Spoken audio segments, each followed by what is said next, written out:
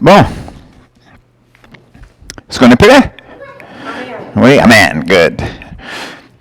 Ce matin, avant qu'on commence notre étude, j'aimerais tout simplement dire que les études qu'on fait, c'est toujours visé sur la pratique.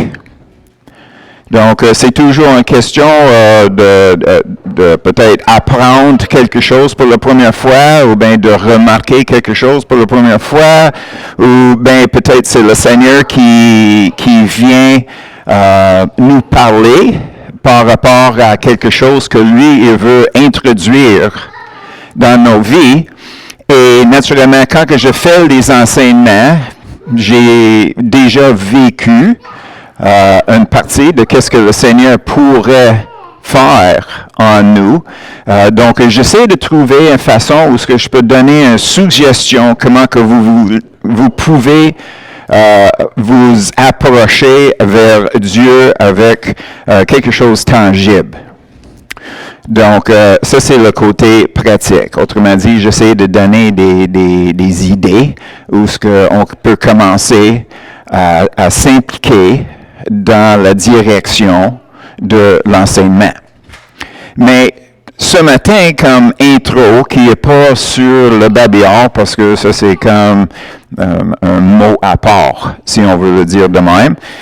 Donc, on va regarder Matthieu 11, les versets 27 à 30.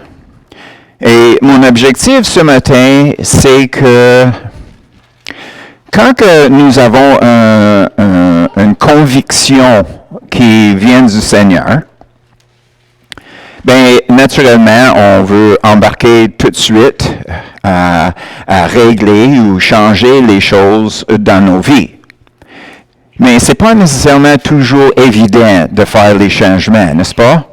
Des fois, il y a des choses que le Seigneur veut de faire et refaire d'une bonne façon. Donc, c'est une œuvre qui peut prendre du temps.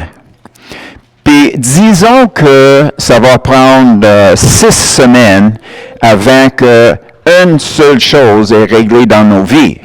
Bien, pendant les 6 semaines-là, on va avoir 5 autres enseignements, n'est-ce pas?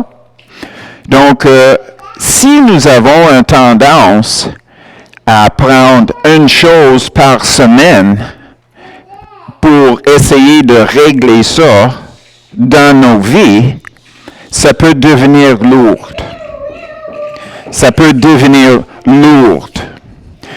Donc, qu'est-ce que je voulais faire ce matin, c'est de regarder certaines écritures que on puisse vraiment se centrer sur la chose qui est le plus important pour le Seigneur dans nos vies. Donc, dans ces versets ici, on va voir quelques objectifs que le Seigneur est là. Et puis, l'idée, comme je dis, c'est que le plus que nous sommes zélés, le plus qu'on peut se charger avec des choses à changer dans nos vies. Et quand je dis se charger, c'est parce que nous sommes zélés, donc on veut que toutes les choses dans nos vies sont en ordre avec le Seigneur le plus vite que possible. Mais qu'est-ce qui arrive, c'est que on peut prendre une charge sur nous qui n'est pas donnée par le Seigneur. Et là, le séquel de ça, c'est qu'on peut devenir découragé. Donc, ce matin, juste pour commencer, je voulais juste mentionner ça, qu'on ne se décourage pas. Donc, quand on regarde dans les Écritures, les versets 27 à 30, on connaît le 30 très, très bien. Matthieu 11, je vais commencer au verset 27. Toutes choses, c'est Jésus qui parle, toutes choses m'ont été données par mon Père. Et personne ne connaît le Fils, si ce n'est le Père. Personne non plus ne connaît le Père, si ce n'est le Fils et celui à qui le Fils veut le révéler. Les choses de Dieu ne sont pas découvertes, ils sont révélés. Donc, on doit réaliser que des choses qu'on essaie de changer dans nos vies, on devrait recevoir ces choses-là par le Seigneur. Ce n'est pas par un enseignement. Ce n'est pas en lisant la Bible, en disant « Oh, d'après moi, blablabla. Bla, bla, bla. » Ce n'est pas un « d'après moi » qui compte. C'est ça que je veux centrer ce matin. Je veux qu'on réalise que les choses les plus importantes dans nos vies sont les choses qui sont révélées par le Seigneur. Parce que lui a un plan. Puis on embarque avec lui dans ses voies pour régler ces choses-là. Donc, on ne se charge pas juste à cause que nous avons une bonne idée. OK? Aussi, dans ce verset-là, quand on parle du Père, Père est mentionné de deux différentes façons. Père, quand on dit le Notre Père, parle de Dieu le Créateur. C'est le Père de la création, incluant les êtres humains. Donc, tous les êtres humains, en étant comme créés par Dieu, peuvent appeler Dieu Père, Père de création. La deuxième façon, c'est pour ceux qui sont adoptés. Ceux qui sont adoptés par le Saint-Esprit, mis dans la famille de Dieu. Donc là, Père devient comme nous autres, notre Père dans notre famille. OK? Donc, ici, on voit Père, puis c'est Père de la création. C'est Dieu le Créateur. Donc, si on veut connaître Dieu le Créateur, ça c'est le grand Dieu. Ça c'est l'éternel, si on veut le voir. Puis on devrait garder Dieu très, très grand. Parce que c'est là où ce que nous avons la crainte de Dieu qu'on est supposé d'avoir. Lui est grand, nous sommes petits. Donc, lui est digne d'être honoré, respecté et aussi craigné. OK? On continue. Jésus continue à parler. « Venez à moi, vous tous qui êtes fatigués et chargés, et je vous donnerai du repos. Prenez mon joug sur vous et recevez mes instructions, car je suis doux et humble de cœur, et vous trouverez le repos pour vos âmes. » Donc, l'objectif par ces Écritures ici, c'est repos ou paix dans notre âme. OK? Donc, c'est quoi notre âme? Bien, simplement dit, c'est notre intelligence, notre volonté et nos émotions. OK? Alors, quand on parle d'un charge, un joug, on parle de quelque chose qui est relié avec notre intelligence, notre volonté ou bien nos émotions. OK? Donc, ça, c'est le noyau de ça. La deuxième chose à remarquer, c'est quand que Jésus dit « Recevez mes instructions ». Les instructions de qui? Mes instructions. Jésus vivant. Jésus vivant, quand que Jésus nous parle. OK? Donc, quand que Dieu nous parle, son objectif, c'est de changer notre charge ou notre fardeau. De le changer. Nous avons déjà une charge ou un fardeau. Dieu veut qu'on s'en débarrasse de ça. Changer pour quelque chose que lui, il met sur nous. OK. Qu'est-ce qu'on va prendre comme exemple? OK. Quand on parle d'un joug, premièrement, vous avez une image dans ta tête, deux bêtes qui avance avec un wagon ou bien est en train de labourer, n'est-ce pas? OK. Ça, c'est quelque chose qui traîne en arrière. Donc, nous pouvons avoir des choses dans nos vies qu'on traîne en arrière de nous.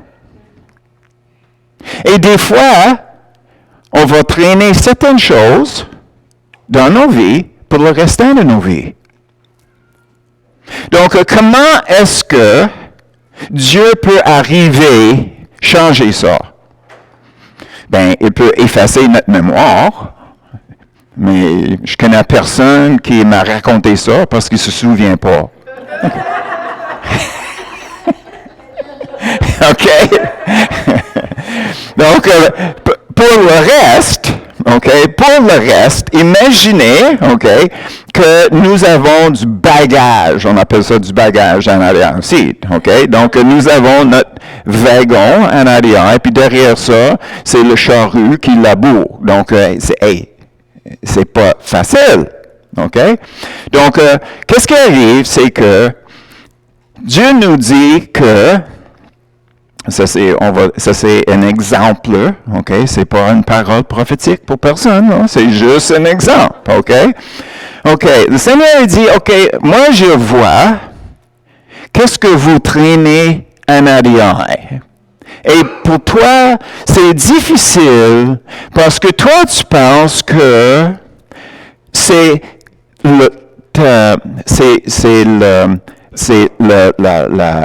la perfection que vous cherchez dans mes yeux. Vous voulez être parfait dans mes yeux parce que tu penses que ça va me plaire plus que si tu es imparfait. Tu sais, combien de fois est-ce qu'on essaie de gagner l'acceptance de quelqu'un ou l'amour de quelqu'un? Donc, on fait les œuvres pour atteindre cette affection-là. Donc, dans ce cas ici, Dieu parle à une personne qui essaie, il fait tout pour vivre la vie chrétienne parfaitement. Mais là, il se trouve avec des fissures dans son modèle de qui il devrait être. Donc, ça, c'est une personne qui pense que Dieu l'aime à cause de la façon que lui est capable de performer, vivre, qu'est-ce qui est écrit dans le livre. Donc, Dieu arrive, puis il dit, écoute, c'est pas par tes succès en vivre selon les Écritures que je t'aime. Je t'aimais avant que tu étais sauvé. Je t'aimais avant que tu me connaissais. Je t'aimais quand que tu vivais pour toi-même. Je t'aimais pareil. Je t'aime pas plus parce que tu es meilleur à comparer de là, parce que je t'ai aimé totalement avant. Donc, total, c'est total. Donc, oui, c'est vrai, il y a des choses à changer, des choses à régler, des défis, des challenges, des choses dans nos vies, des luttes, des guerres qu'on va avoir toutes nos vies. Et la discussion qu'on a déjà eue, c'est que, parce qu'il y a des choses qui sont ancrées dans notre ADN. Donc, on peut avoir, mettons, quelqu'un qui lutte avec l'alcool, il arrête de boire, mais il sait très bien qu'il ne peut jamais prendre une autre goutte d'alcool ou cigarette ou quoi que ce soit. Tu sais. Donc, c'est quelque chose, il fallait qu'on prenne soin tous nos jours. C'est quelque chose qu'on va traîner avec nous tous nos jours. Mais nos imperfections sont tassées de côté. Parce qu'on réalise que Dieu nous aime quand même. C'est là où est le repos dans notre âme. Finalement, on est capable de tout simplement être la personne que nous sommes. Oui, j'ai du chemin à faire, mais je le fais avec le Seigneur. Ça, c'est sa charge. On le fait ensemble. Puis on va œuvrer pour le restant de nos jours ensemble. OK? Donc, ses instructions, sa révélation. Donc, quand on entend les enseignements qu'on fait, puis on voit le chrétien parfait par bout, OK? Par bout, OK? Puis là, tu sais, qu'est-ce qu'on peut faire? C'est que quand que tout va bien, on essaie de régler toutes les choses dans nos vies qu'on voit dans la même semaine. Je suis déjà fatiguée. Puis ça marche pas. Tu sais, ça marche pas. Donc, qu'est-ce que j'essaie de faire, justement, c'est de démontrer l'idéal. Puis l'idéal dans les Écritures s'appelle la vie abondante. La vie abondante. Comment est-ce qu'on peut vivre dans la vie abondante? C'est quand on est capable de vivre avec soi-même, de se voir avec les yeux de Dieu. D'être capable de se voir avec les yeux de Dieu. OK? Où êtes-vous maintenant dans vos émotions? Est-ce que vous êtes en paix? Est-ce que vous avez des pensées qui tassent de gauche et à droite? Non. Ta volonté, est-ce que c'est relaxé? Juste en le disant. Juste en le disant. Et c'est ça le message ce matin, comme intro. C'est de réaliser que c'est très facile pour nous, à cause de notre zèle. Tu sais, notre volonté est bien placée, mais c'est pas bien placé. OK? Vous comprenez? Nous pouvons avoir le désir d'être parfait devant Dieu. OK? Mais est-ce que Dieu nous demande d'être parfait? Non. Non. Il demande la soumission. Et c'est quoi la soumission? S'ajuster. C'est tout ce qu'il demande.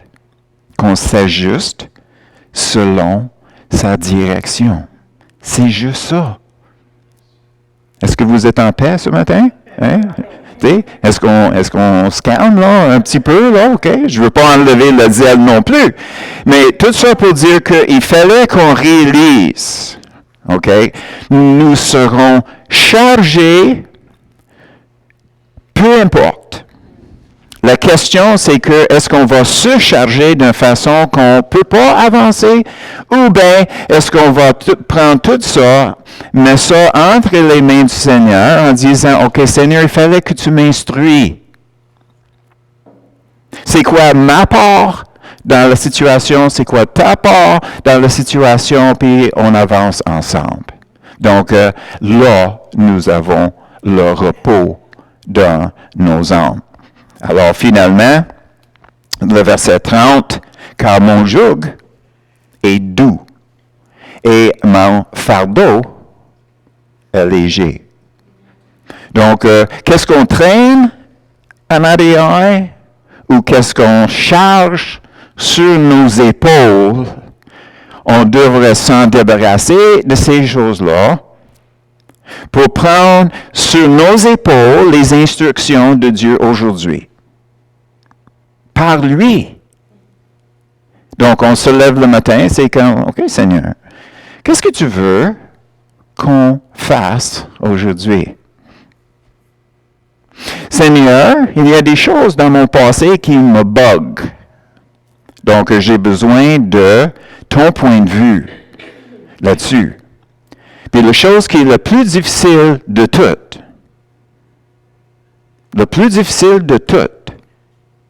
c'est de changer nos idées. Exemple, ne sois inquiété pour rien. Oups. OK? Est-ce que ça, c'est facile? Est-ce que tu peux te lever une journée, un dimanche matin, en disant, OK, c'est fini, c'est là, c'est fait, plus à cette heure, je vais m'inquiéter. C'est fini, c'est réglé. N'est-ce pas? Écoute, on vient de le dire. Au revoir. On se parlait, on s'entendait, donc on comprend. C'est écrit dans les Écritures, confirmé par le Saint-Esprit, donc, OK, good, on avance. Ah oui?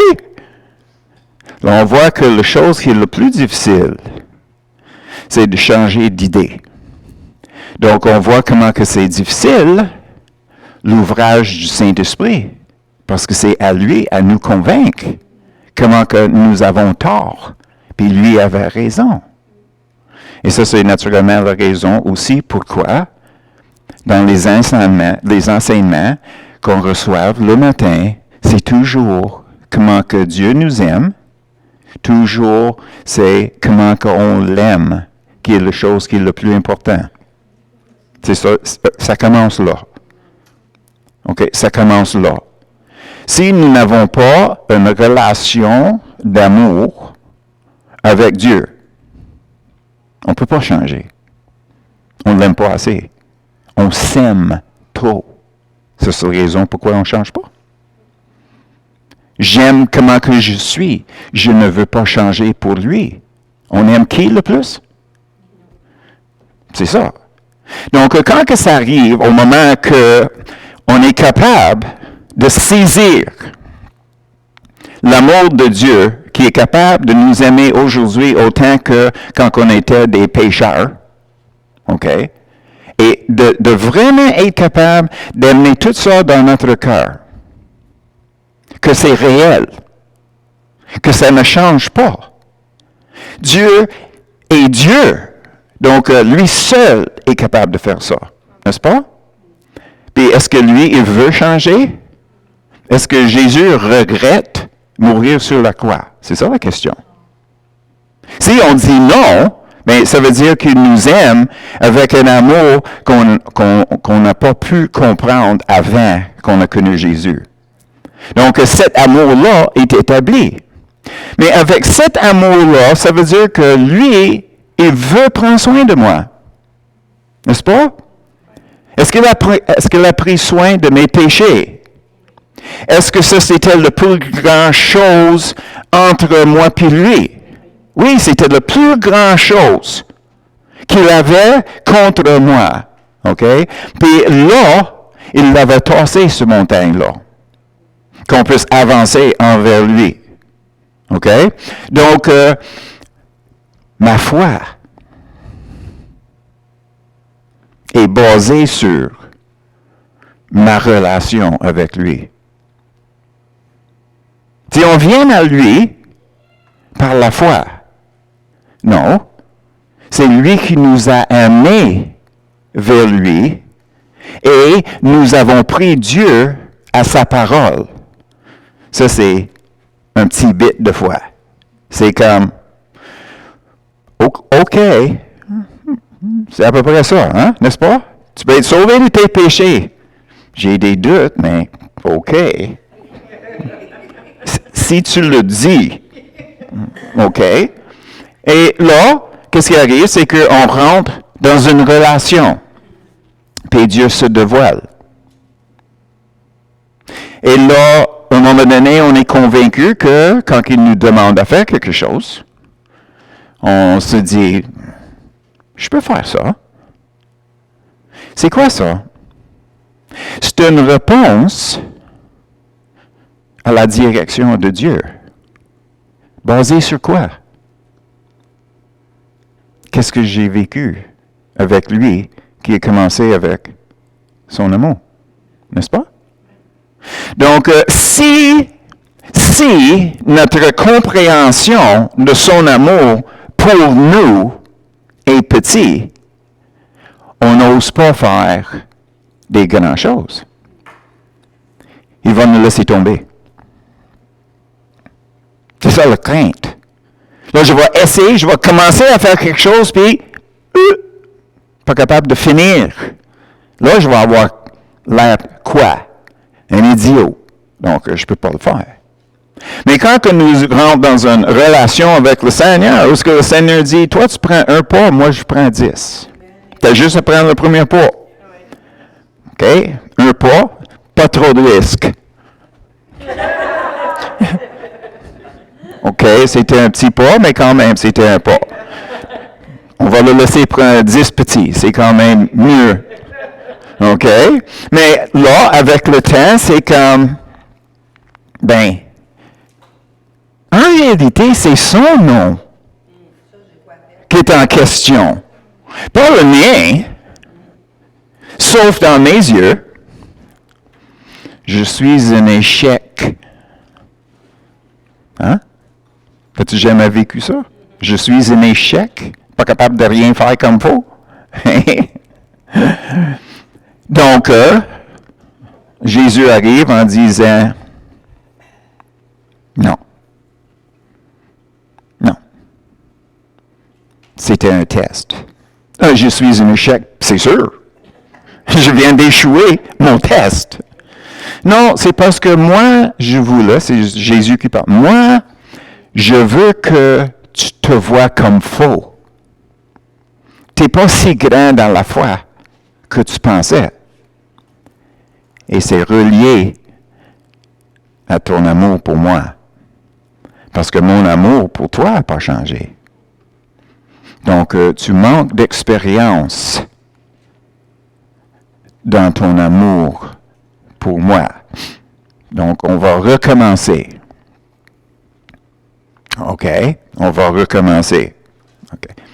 Toi, tu prends un pas. Moi, je prends 10. Oh non, pas là encore.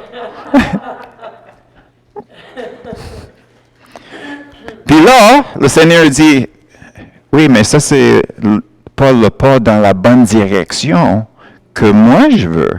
Ça, c'est le pas que toi, tu as décidé de prendre. Oh! Attends un peu, là, je t'ai enseigné, il fallait que j'atteigne la révélation. Donc, moi, j'avais pris un pas vers le devant, mais lui, il voulait que je prenne un pas vers le devant à l'ouest. Ça, c'est juste un exemple, OK? Donc, toutes les choses qu'on fait, c'est quand même une réaction de ce qu'il nous dit. C'est une réaction. Donc, il dit, je veux faire ça, puis on dit, OK, c'est quoi ma part? OK? Pour moi, je veux que tu fasses ça. Oh non, je ne veux pas faire ça. Hein? Non, je ne veux pas faire ça. OK, ça c'est ton test. Ça c'est ton test. Pourquoi? Puis c'est à peu près notre réponse. Je ne sais pas quoi dire. OK? C'est juste parce que je ne veux pas. Donc, autrement dit, je ne veux pas changer d'idée. Je veux tout simplement pas changer d'idée. Je ne veux pas prendre le risque. Je ne veux pas voir si tu vas agir pour le vrai. Ou bien pire que ça, c'est que je ne veux même pas entendre qu'est-ce que tu me dis si ce n'est pas qu'est-ce que moi je veux entendre. T'sais, le moment qu'on entend le Seigneur, il ouvre sa bouche, puis il inspire, il fait « Hein? » on bloque les oreilles. Donc, dans ce cas-là, qu'est-ce qui arrive? C'est que moi, je veux vivre ma vie, Seigneur, avec tes bénédictions. As-tu jamais vécu ça? Seigneur, j'aime ma vie, j'aime comment que ça va, tout va bien. Donc, qu'est-ce que je veux? C'est que je veux continuer dans tout ce qui va bien, mais je veux que tu rajoutes tes bénédictions. Plus. Je veux plus. Tout va bien, je veux plus. Je ne veux pas changer. Je veux plus. Je veux vivre comme je veux vivre. Je ne veux pas changer. Et ça, c'est toujours le danger pour nous, parce que nous vivons dans la prospérité, n'est-ce pas? Si quelqu'un ne veut pas écouter Dieu, est-ce que sa vie va arrêter? Pas physiquement. Ça va commencer à détériorer mentalement. Et c'est sûr que ça va détériorer de plus en plus spirituellement, parce que si on ne veut pas entendre, qu'est-ce que ça donne à Dieu de nous parler? Puis là, Dieu ne nous parle pas, on prend la direction qu'on veut, puis qu'est-ce qui arrive? Dieu nous laisse aller. Puis c'est quoi qui va arriver? Bien, éventuellement, on va se trouver dans les troubles. Puis on va dire, oh secours, oh secours, oh secours. Puis le Seigneur est là, il dit, je ne peux pas t'aider. Je ne peux pas. Tu ne veux pas changer? Je ne peux pas t'aider. Parce que tu vas dans une mauvaise direction. Tu as pris un engagement avec moi j'ai pris un engagement avec toi. Moi j'ai pris l'engagement, je ne change pas. Comme ça, tu peux avoir toute sécurité. Qu'est-ce que je dis? Je vais le faire. Je vais l'accomplir. Donc, quand que toi, tu es venu à moi, c'est moi qui avais qu'est-ce que tu cherchais. C'est toi qui es venu à moi. Moi, j'ai ouvert la porte. Je n'ai pas couru après toi tel quel. C'est toi qui as pris l'ouverture de porte. L'ouverture de porte, c'est le parti de notre salut qui est gratuit. Mais le moment qu'on traverse la porte, nous sommes obligés à œuvrer pour lui. Ce n'est pas gratuit. L'opportunité pour être sauvé, c'est gratuit. C'est une porte ouverte à tout le monde. Mais le moment qu'on traverse le seul, il faut que tu te renonces à toi et toutes tes positions. C'est moi qui bosse, pas toi. Tu étais boss, tu arrives à ma porte, puis là tu veux que tu sois mon boss en rentrant chez moi? Non. Ça ne fonctionne pas. Donc, prends considération. Mon intro. OK? Donc, c'est ça qu'on va regarder. On va commencer à regarder le mot considération. Il y a deux aspects quand on parle de considération. Et la première chose qu'on va regarder, c'est l'aspect de considération. Ça veut dire penser à l'autre personne. Considérer l'autre personne. L'autre considération, c'est considérer le coût. C'est pas pareil, mais c'est le même mot. Vous me suivez? OK? Prends en considération qu'est-ce que ça va te coûter si tu fais un tel ou telle affaire. Mais on va commencer avec la première considération. Considérer l'autre personne. Donc, on va regarder ces écritures-là. Donc, Philippiens 2.3. Philippiens 2.3. C'est avant Hébreu. C'est avant les 5 T. 5 T, ça c'est 2 Timothée, 2 Thessaloniens, puis Tite. N'est-ce pas? OK. Vous avez compris ça. Good. OK. Philippiens, chapitre 2, le verset 3. Ne fais rien par esprit de parti. Sais-tu qu'est-ce que c'est? Dites-moi. Un autre mot pour esprit de parti. Donnez-moi un autre mot. N'importe qui. Égoïsme. C'est ça que ça veut dire. Égoïsme. Ne sois pas égoïste. C'est ça que ça veut dire. Je sais que tu le savais, je cherchais le mot. OK.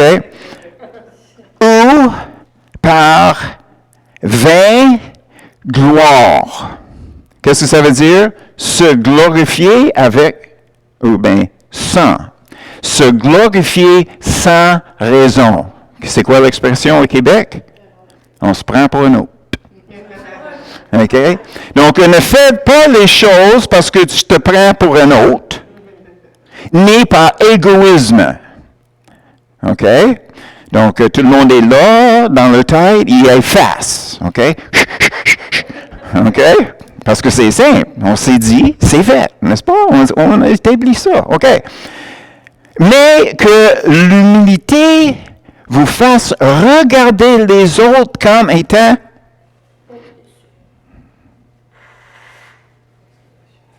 au-dessus. Non. C'est impossible. On a assez de difficultés de regarder le monde comme égal. Laisse faire au-dessus. OK? N'est-ce pas? Hey, Claude? Écoute. Si tu verrais les choses que moi et Claude, on voit sur les routes, là, c'est impossible de regarder une autre personne comme égale. Laisse faire au-dessus. OK?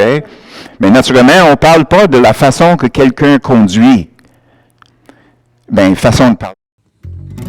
Une voiture, c'est quand même conduit. Donc, qu'est-ce qu'il fallait qu'on fasse? C'est qu'on regarde les autres comme étant au-dessus de vous-même. Qu'est-ce que ça veut dire? C'est les choses de l'autre personne sont plus importantes que mes choses. Je prends la situation de l'autre personne en considération avant que j'agisse.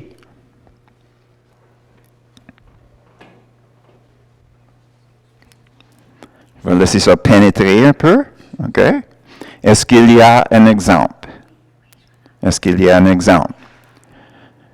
Des fois, quand que je fais une livraison, OK, le client n'est pas content pour une telle raison. OK? Comment est-ce que je réponds à ça? Ben, je pourrais obstiner en disant, écoute, on a tellement d'ouvrages, on ne pouvait pas arriver avant ça. Est-ce que ça va changer ses idées? Pas en tout. Il a raison. Il sait, il garde. OK? Nous autres, on n'a pas de raison. Donc, à un moment donné, j'ai réalisé que, à sa place, peut-être moi, je penserais pareil. Donc, je le dis. Je comprends très bien, monsieur. À ta place, je dirais la même chose. Qu'est-ce qu'il peut dire après ça? OK? Est-ce que j'étais brusque avec lui? Est-ce que j'étais méchant avec lui? Non. J'ai pris en considération sa situation. Premièrement, sa situation est égoïste et difficile. OK? Mais si moi, je serais lui, je serais comme ça. J'ai déjà été comme ça. Vous? Et voilà. Donc, on peut se comprendre. Donc, qu'est-ce que je vais faire? C'est que je vais prendre en considération qu'est-ce que lui, il vit, puis j'essaie de le rencontrer pour apaiser sa charge. Parce qu'il est chargé. OK? C'est un jeu de mots, mais tu vois comment que ça fait. Donc, je prends l'autre personne en considération. Je ne peux pas dire que je le vois au-dessus encore, là, mais quand même, de prendre autant de considération, là, il s'approche. OK? OK.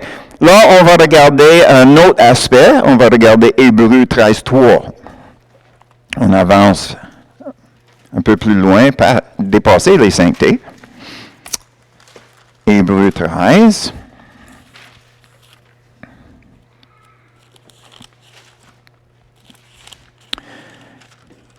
Le verset 3. Okay. Souvenez-vous des prisonniers comme si vous étiez aussi prisonniers de ceux qui sont maltraités comme étant aussi vous-même dans un corps. OK. Remarquez bien, premièrement, ça c'est le livre aux Hébreux. Donc, les prisonniers ici ne sont pas les criminels. Les prisonniers ici sont les Juifs convertis à christianisme. C'est des chrétiens. Mais les dirigeants, les Juifs, même s'ils étaient sous l'Empire romain, ils avaient leurs propres policiers, leurs gardes, leur prison. Donc, ils ont fait comme Paul a fait. Ils sont allés chercher les chrétiens pour les emprisonner. Pourquoi? Parce qu'ils étaient chrétiens. Donc, c'est persécution.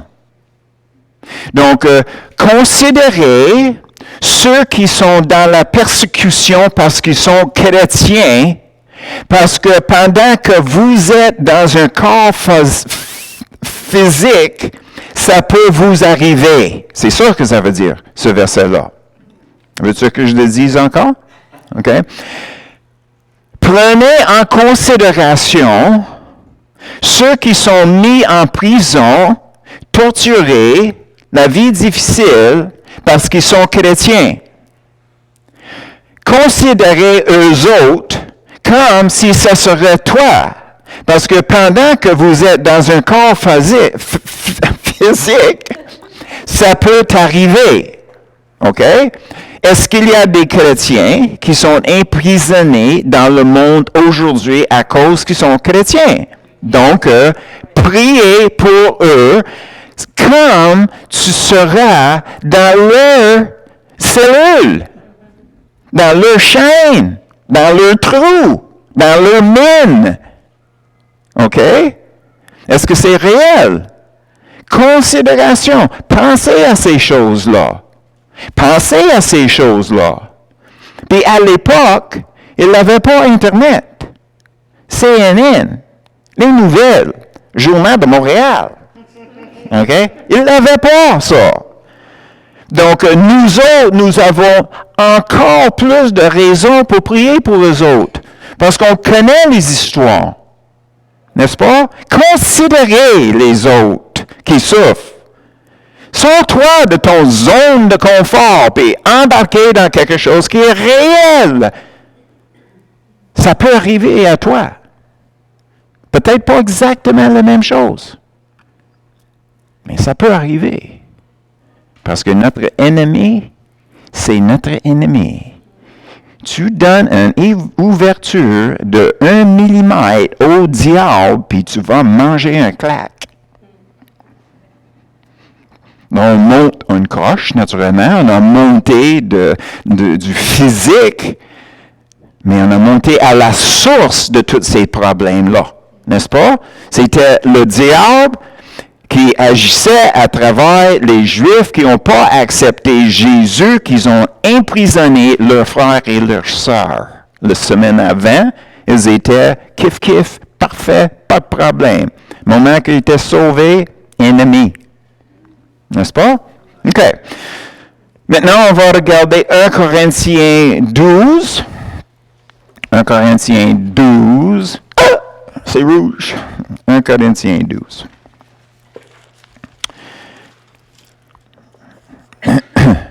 1 Corinthiens 12, on va regarder 12 à 14. 12 à 14. Quand le corps est un et a plusieurs membres, et comme tous les membres du corps, malgré leur nombre, ne forment qu'un seul corps, ainsi en est-il de Christ.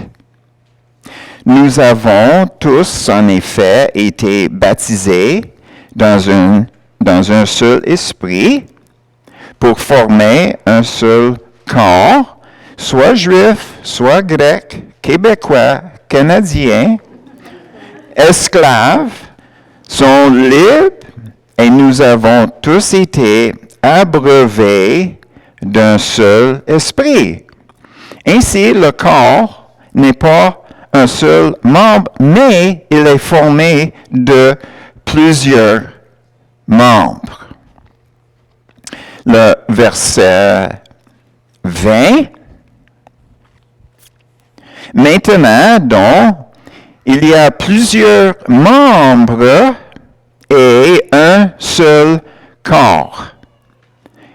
Et là, on va aller jusqu'à 25 à 27.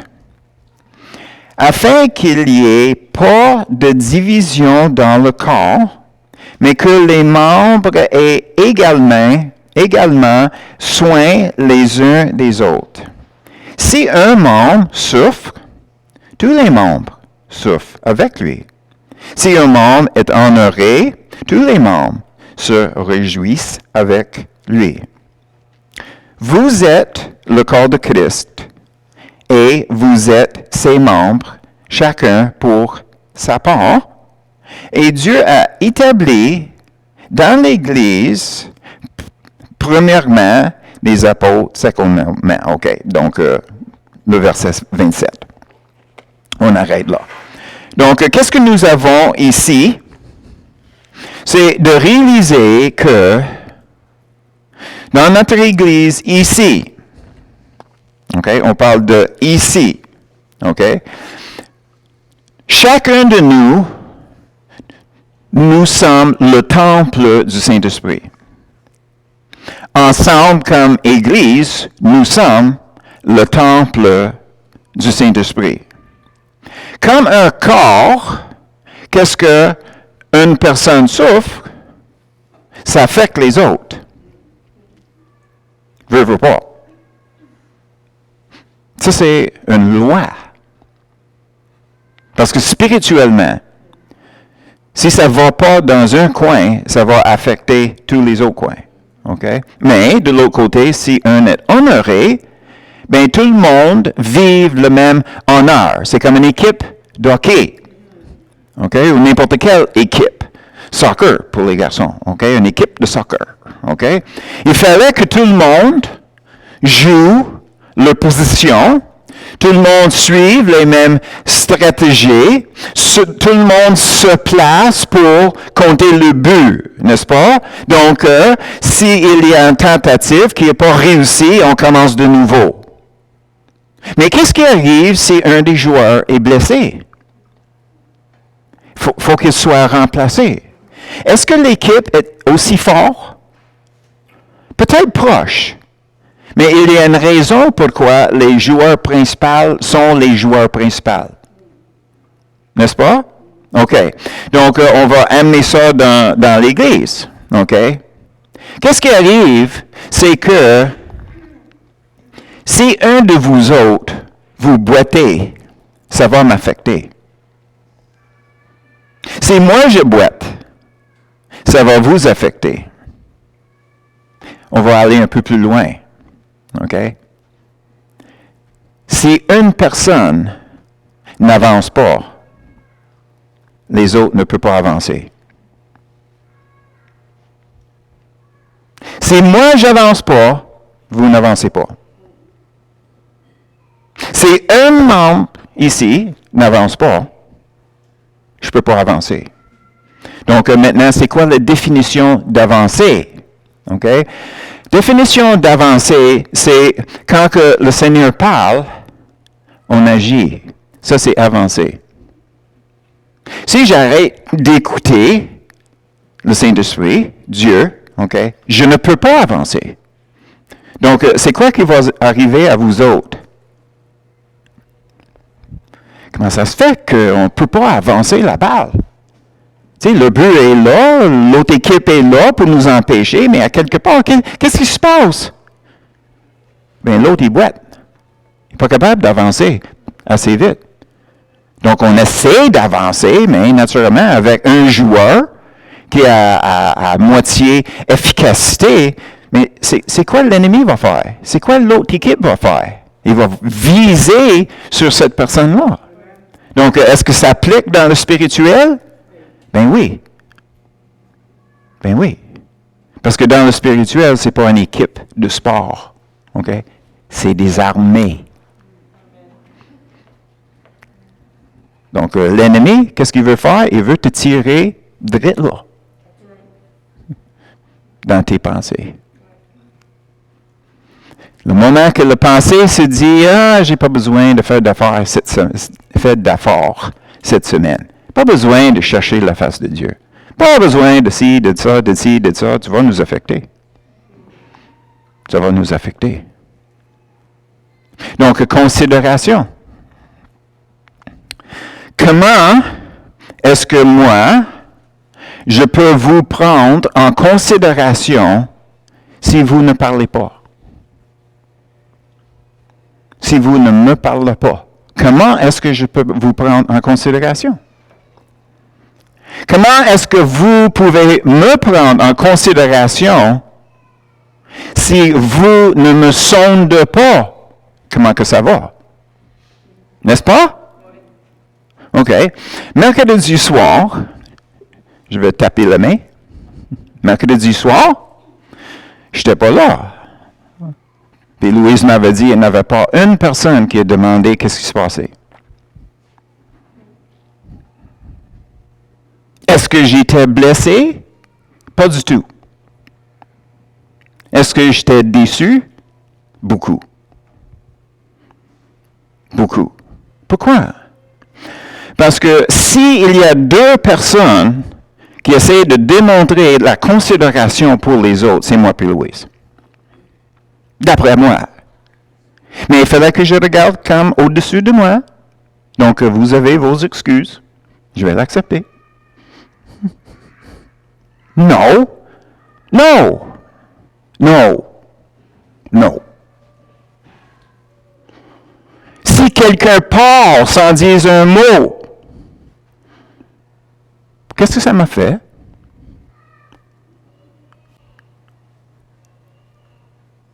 Je ne comprends pas. Comment est-ce que je peux prier? Ah, demandez le Saint-Esprit, il va te le dire. Hein? Peut-être. Mais est-ce que la personne qui est partie sans dire un mot m'a pris en considération? Tu sais? C'est sûr que quand des choses nous arrivent, tu sais, on est pris par notre propre situation, n'est-ce pas? Donc, on n'est pas nécessairement porté à parler, n'est-ce pas? Mais, si on arrive à la place de réaliser que si je fais quelque chose, que les autres ne sont pas impliqués dans ces choses-là, je viens de faire boiter l'Église. Considérez les sentiments d'une autre personne. Moi, j'étais bien chez nous, tu sais, j'étais juste fatigué. OK? Donc, tu sais, je veux enlever la pression quand même, là. Good. Donc, ça, c'est pour ça que j'ai dit, j'étais pas affecté côté négatif, mais, tu sais, je comprenais pas. Je comprenais pas, vraiment, je comprenais pas. Je me suis dit, c'est impossible. C'est impossible. Mais, c'est passé. Donc, tout de suite, j'ai sorti mon concordance puis un marteau. Okay? Parce que je veux vous cogner sur la tête avec ma Bible. Non. Non, pas ça. C'est juste parce que moi, j'ai vu quelque chose, puis je voulais le mentionner d'une façon qui est tangible. OK? Claude n'était pas là non plus. Puis c'est juste Louise qui avait demandé où ce qu'il était.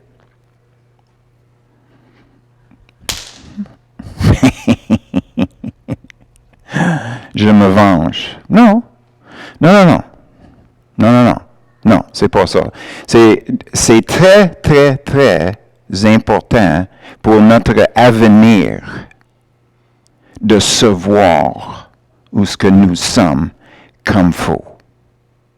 Parce que si on monte une coche de non-vue jusqu'à visible par l'ennemi, s'il y a une ouverture sort de large, il va rentrer. Puis il va rentrer solide. OK? Donc, il fallait comprendre notre relation entre nous dans l'Église au sérieux. OK? Oui? OK. Good. OK. Alors, qu'est-ce qu'on va faire maintenant? On va regarder Jean 13. Puis on va terminer avec ça. Jean 13. Jean 13, le verset 34. C'est Jésus qui parle. Je vous donne un commandement nouveau. Aimez-vous les uns les autres. OK. Est-ce que ça, c'est nouveau?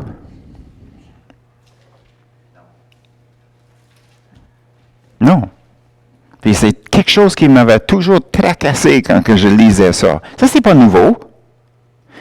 Mais là, finalement, j'ai cliqué.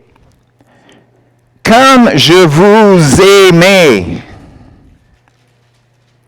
Comme je vous ai aimé. Ça, c'est le nouveau standard. Ne vous aimez pas comme vous aimez vous-même. Ça, c'est le commandement, n'est-ce pas? Aimer ton prochain comme toi-même. OK? Jésus dit, aimez ton prochain comme moi je l'aime. Ça, c'est le parti qui est nouveau. Comme je vous ai aimé, vous aussi aimez-vous les uns les autres. Ça, c'est le nouveau standard. C'est pas aimer les autres comme vous vous aimez. Considérez les autres comme Jésus les considère. Ça, c'est le nouveau standard. C'est haut. Puis en passant, aimer Dieu dans le Nouveau Testament, aimer Dieu ou aimer ton prochain, c'est le mot en grec agapé. OK? Agapé, ça c'est l'amour de se sacrifier pour l'autre personne. Tu sais? C'est pas aimer comme un ami, ça c'est filio. Tu sais? On a déjà fait l'étude. Donc, c'est pas une question de s'aimer comme des frères et des sœurs. Non. Préparez-vous à vous sacrifier pour l'autre personne. Ça, c'est agapé. Donc, Jésus, il est dit indirectement, OK? Préparez-vous à vous sacrifier pour ton prochain comme moi, je me suis sacrifié pour toi. OK?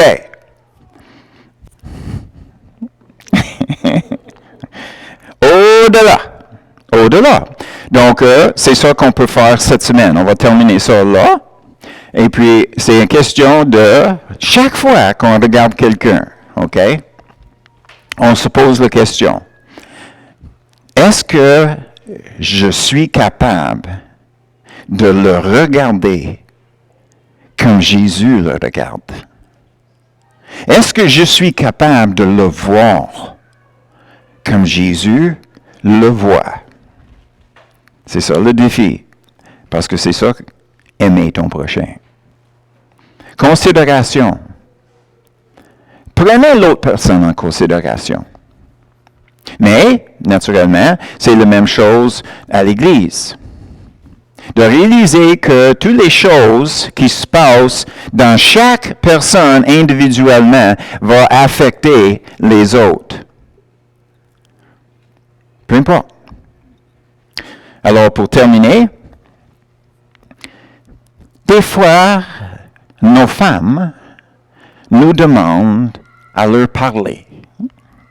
Hein, Claude? Mais moi, je ne suis pas porté à parler, tu sais, les hommes sont de même, tu sais. Mais donc, pourquoi est-ce qu'on devrait leur parler? Parce qu'ils ont demandé. On n'a pas besoin d'une autre raison. Il nous a demandé. Donc, fais-les. Tu sais, c'est pas compliqué. OK? Parce que maintenant, je vais l'amener à une coche plus haut. Est-ce que Jésus nous a dit de prier sans cesse? OK? Pourquoi on le fait? Parce qu'il demandait. Pas plus. Il a demandé.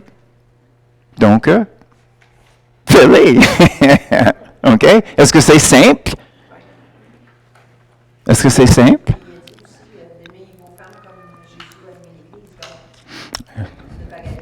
Ouais, non, écoute, on veut pas embarquer dans femme soumise à votre mari. OK? Non, on touche pas ça, donc on n'irait pas avec Marie aime ta femme comme Jésus. OK? Je l'ai considéré. OK? C'est de là, dans mes études, que j'ai sorti que la soumission, c'est de s'adapter. S'adapter. Donc, femmes, adaptez-vous à vos maris. OK? Sors pas le manchon. Non. Et hommes, aimez vos femmes comme Jésus a aimé son Église. Il n'y a rien qu'il n'a pas fait pour son Église. Hein? Mais naturellement, ce ne sera pas difficile à s'adapter à quelqu'un qui m'aime comme femme, même comme Jésus aimait son Église. Ce ne sera pas difficile du tout de s'adapter un petit peu. Parce que c'est ça qu'il nous appelle à faire anyway. S'adapter à lui. Amen? Donc,